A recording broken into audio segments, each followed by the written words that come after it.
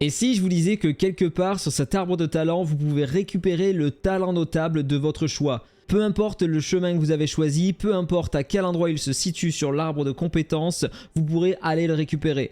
Par exemple, moi, en tant que guerrier, je suis parti tout en bas à gauche et j'ai plus ou moins suivi ce chemin-là qui me donne accès à plusieurs nœuds qui augmentent mes dégâts. Cependant, il y a un nœud à l'opposé qui m'intéressait et j'ai pu aller le récupérer grâce à quelque chose dont je vais parler dans cette vidéo. C'est ce nœud-là que je suis allé récupérer. 16% de réduction de la durée des effets des aptitudes et 10% d'augmentation de la vitesse de recharge.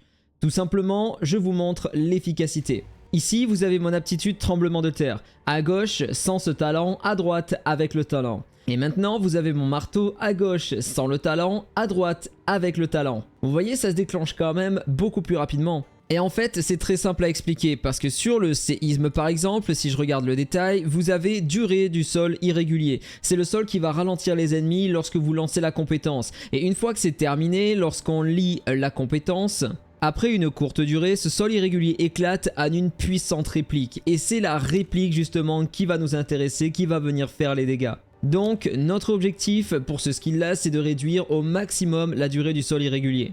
Avec le talent, c'est à 1,2 secondes, sans le talent, c'est à 1,7 secondes. Et bien sûr, sur le marteau des dieux, nous avons exactement la même chose, mais cette fois-ci sur la durée de chute du marteau. 1,1 seconde avec le talent, 1,5 secondes sans le talent. Donc ça fait une grosse différence. Maintenant, comment récupérer ce talent-là? Eh bien en fait, c'est au niveau de votre amulette que ça se passe. Regardons mon amulette, elle a attribut imminent. Et c'est le nom de la compétence. 16% de réduction de la durée des effets des aptitudes et 10% d'augmentation de la vitesse de recharge.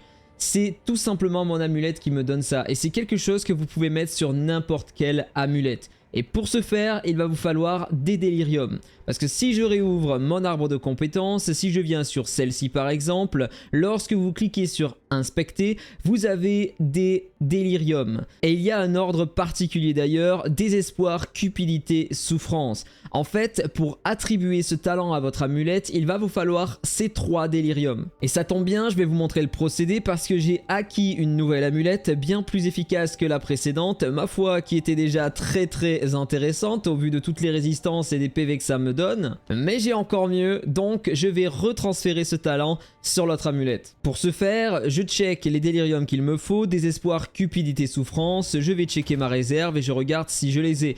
Alors j'ai déjà dans l'inventaire la souffrance, c'est la plus chère d'ailleurs, la plus rare, mais ça s'obtient. Il y a cupidité et il m'en manque donc une. Et il y a plusieurs façons d'en récupérer. Soit vous allez voir Alma, vous ouvrez le marché d'échange, vous allez sélectionner celle qu'il vous faut à cet endroit-là. Dans mon cas, j'ai dit que c'était le désespoir distillé, donc je clique à cet endroit-là. Je viens sélectionner une des monnaies que j'ai, donc généralement j'utilise des orbes exaltés et on voit directement le prix du marché en haut, 1 pour 7,5. Donc il me faut 7 orbes exaltés si je veux avoir un désespoir distillé. Dans ce cas-là, je viens, si ça me convient, je viens cliquer sur ces zones-là, je fais placer l'ordre. Ça m'intéresse, donc je les récupère. Et voilà, j'ai les 3 qu'il me faut. Et il y a une deuxième façon d'en récupérer. Je vais vous montrer, je vais dans la réserve et j'ai cet onglet-là qui store les déliriums. Ça se lit en Z-order, c'est-à-dire vous commencez en haut, vous allez à droite, vous descendez en diagonale et vous allez à droite et ça vous indique la rareté des objets, des déliriums ici. Pas d'inquiétude parce que si vous en avez plusieurs d'un même délirium, vous pouvez les récupérer, aller dans l'établi de forgeage, vous les placez un dans chaque endroit. Comme ceci, vous faites reforger et ça vous donne la rareté au-dessus. Donc là, si jamais j'avais voulu récupérer celle-ci, le désespoir distillé, il m'aurait fallu 3 fois celle-ci, les combiner et j'aurais obtenu celle-ci. Donc voilà comment ça fonctionne. Maintenant que j'ai ce dont j'ai besoin, hop, je vais juste les trier et j'ai pas besoin de ces 3 là. Et quelque chose qui est assez difficile à trouver en fait de base, sauf quand on lit un petit peu tout ce qui est écrit en petit, effectuez un clic droit sur cet objet pour ouvrir la fenêtre d'instillation. En fait, c'est le seul moyen de l'ouvrir. Vous n'avez pas l'établi de reforgeage pour l'instillation, non, il vous faut absolument avoir un délirium, cliquez dessus et hop, ça vous ouvre cette interface. Et c'est ici qu'on va venir mettre l'amulette. Donc je vais aller la récupérer dans ma réserve et on va voir un petit peu comment ça fonctionne. C'est celle-ci.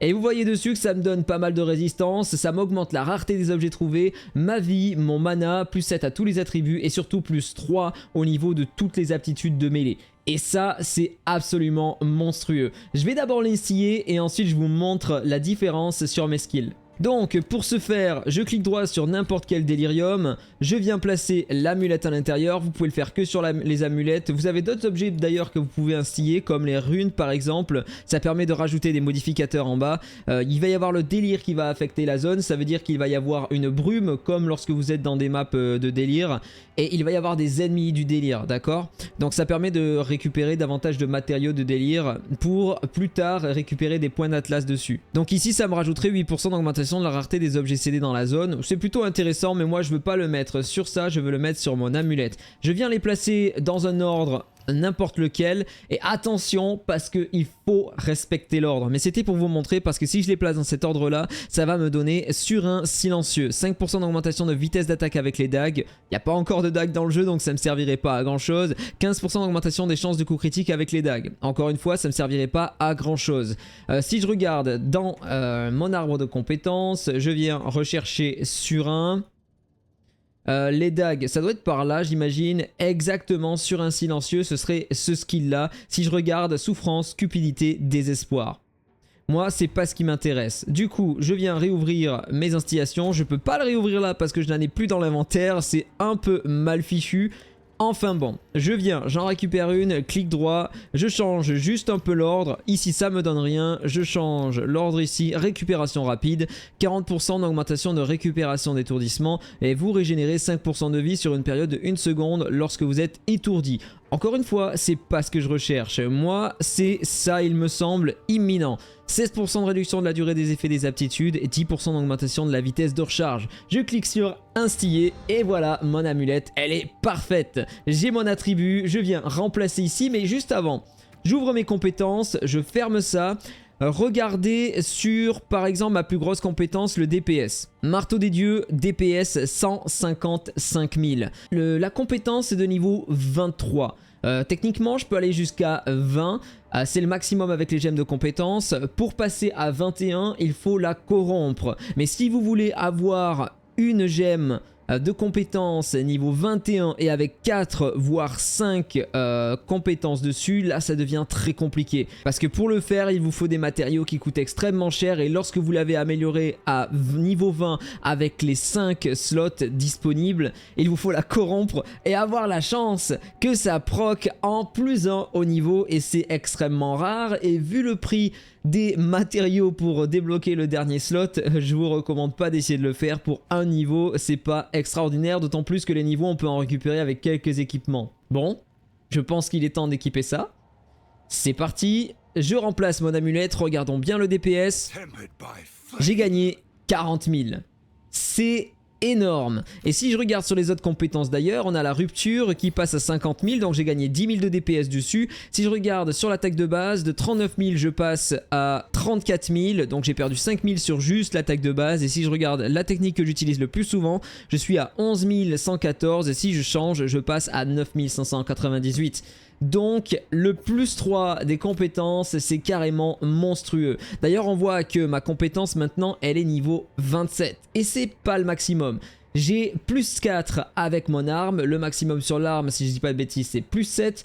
J'ai plus 3 sur l'amulette, c'est le maximum qu'on puisse avoir sur une amulette et on peut enfin encore avoir plus 2 sur les gants, ce qui me manque encore.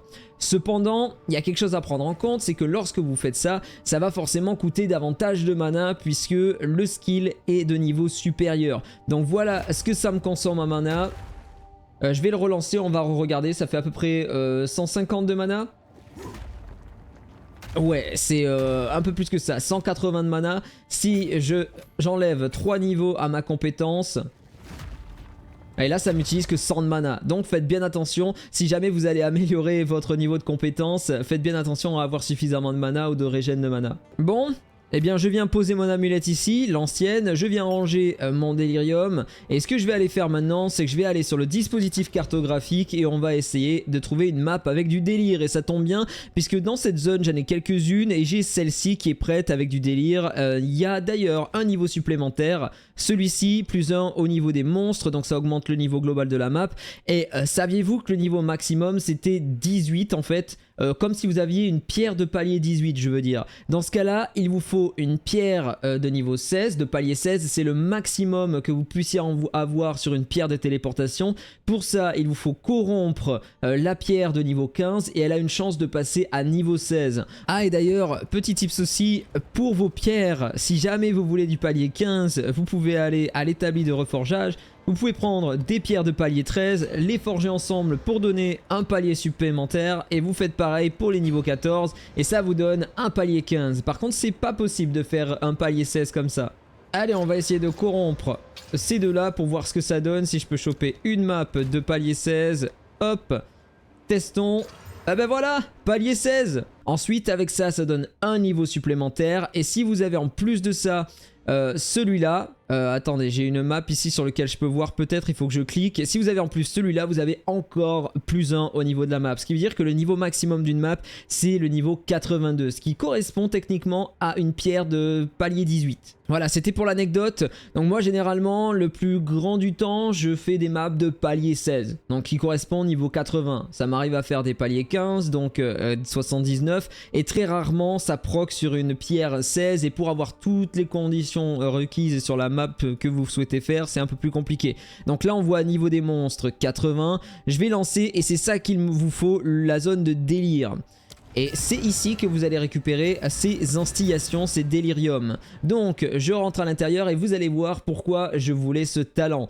Parce que ce skill là, mine de rien, je l'ai tellement amélioré maintenant qu'il fait énormément de dégâts. Et grâce à Héros des Cendres ici, les dégâts qui surpassent de beaucoup la vie des mobs quand ils meurent, tout l'excédent en fait, ça va provoquer une explosion et ça va faire une réaction en chaîne sur toute la map lorsqu'il y a plein d'ennemis. Donc plus il y a d'ennemis, plus c'est efficace. Et moins il y a d'ennemis, moins c'est efficace. Mais ça tombe bien puisqu'ici, il y a énormément d'ennemis. Et d'ailleurs, si je regarde tous les modificateurs de la map, on a... Est-ce qu'on a des mobs supplémentaires? Non, pas du tout. Pas de mobs supplémentaires. Et c'est une map que j'affectionne pas trop parce que c'est map couloir avec très peu d'ennemis. C'est pas extraordinaire. Donc c'est ça le délire. Un miroir, vous le traversez et vous allez avoir un timer. Le timer n'est pas affiché. Par contre, il peut y avoir des modificateurs comme si jamais vous tuez un ennemi rare, ça peut vous augmenter le timer de 2 ou 3 secondes.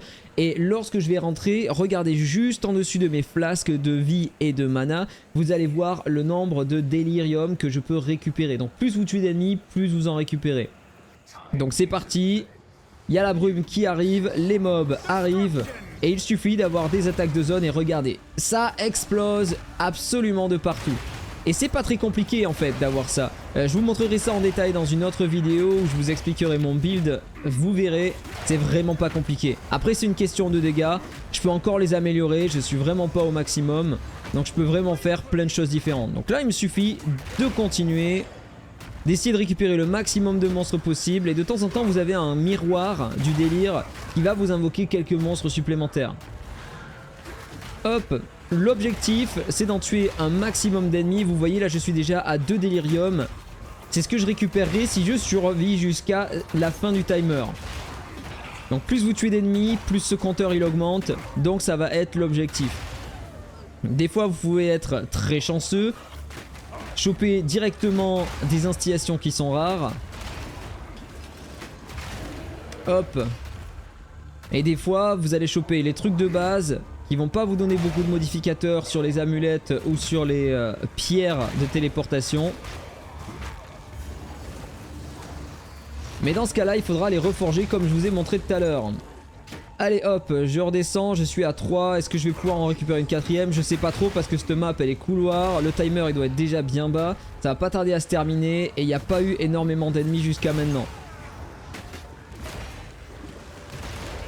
Allez, il m'en faudrait encore quelques-uns de plus. Voilà, il y a le timer, il s'est affiché en haut, il reste que 3 secondes. Et c'est terminé, donc j'attends ici et les instillations vont tomber au sol. Voilà, j'étais à 3, donc dedans vous récupérez 3 délirium. Et après vous avez des esquilles de simulacre. Lorsque vous arrivez à 300, vous pouvez mettre un point supplémentaire sur votre atlas. Un ou deux, je sais plus exactement, enfin je l'ai jamais fait encore puisque ça requiert énormément de farm. Ou alors d'en acheter à d'autres joueurs. Mais c'est pas ma priorité à acheter pour l'instant.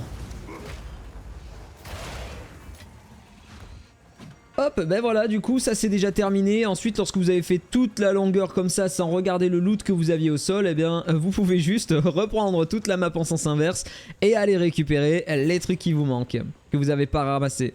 Du coup c'est ce que je vais faire. D'ailleurs il y a les hôtels de rituel, donc autant en profiter. Voilà, c'est pareil, le build super intéressant ici parce que regardez, j'ai du drain de vie en plus, ce qui veut dire que j'ai même pas forcément besoin d'utiliser mes potions. Ça fait des réactions en chaîne, ça tue absolument tout le monde. Et la seule chose à laquelle il faut que je fasse attention, c'est mon mana. Il y a certaines maps qui vont vous réduire le nombre de charges que vous allez récupérer sur les ennemis. Et ça peut vous être un peu fatal. Vous vous rendez pas compte que vous avez plus de mana, vous voulez recharger. Vous êtes en plein milieu d'une armée de monstres, et ben vous crevez. Voilà, tout simplement. Ou alors c'est que vous avez de la chance, ou vous êtes très résistant, ou vous êtes barré. Peu importe. Mais faire attention au mana, ouais. Allez, moi je vais aller terminer ma map.